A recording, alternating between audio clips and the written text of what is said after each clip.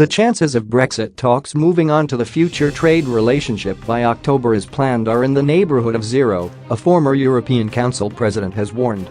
And Herman Van Rompuy dismissed suggestions that slow progress could be blamed on the inflexibility of EU chief negotiator Michel Barnier, who he said was fully backed by influential European countries like Germany and France. The UK is pressing for EU negotiators to move swiftly to the second phase of discussions covering trade, but Brussels insists that this cannot happen until sufficient progress is made on withdrawal issues, including Britain's exit bill. Brexit Secretary David Davis warned on Tuesday that discussions on the bill, estimated to come to between £80 billion, may not be completed until the end of the two-year negotiation period in 2019, and insisted that the EU must show imagination and flexibility to allow trade talks to happen simultaneously. But Mr. Van Rompuy said that the UK needed to provide more clarity about its intentions and warned that without a breakthrough on the divorce bill, trade talks could even be pushed back after December.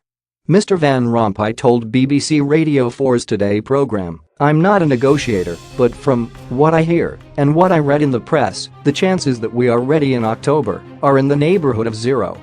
Asked if progress could be delayed beyond December, he replied, "Let's hope that we have a breakthrough. The latest declarations are not reassuring, but let's hope if there is no breakthrough, for instance on the financial settlement." Mr. Van Rompuy said that Mr. Davis's suggestion that the divorce bill may not be agreed for 18 months sent a bad signal, as it indicated that insufficient progress had been made to move on to trade talks as the UK wishes. And he rejected British complaints about Mr. Barnier's supposed inflexibility. Michel Barnier is working on behalf of the European Council, he said. "I think he is fully backed by Germany, by France and by most of the other countries, if not all the countries. So when there is a reproach to make, you can't make it to Michel Barnier. For the EU at this moment, and it will not change, the unity of the 27 is the most important thing. It is not a question of flexibility. The position of the EU is very clear, the position of the UK government is not so clear, and in some ways, is not clear at all.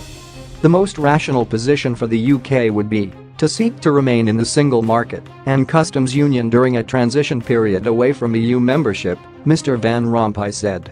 But he suggested that this would be difficult to achieve if the proposals for future migration rules set out in a leaked Home Office paper were adopted. "If you are not accepting one of the four freedoms, freedom of movement for people and for workers, then you have a problem," he said. "Good luck for those who have to negotiate a smooth transition that gives sufficient stability to the economy. For me, it is hampering a stable transition period." Mr. Van Rompuy said he had no idea how much the UK would eventually be asked to pay to the EU on withdrawal, but said compared to the British GDP, it is not that important.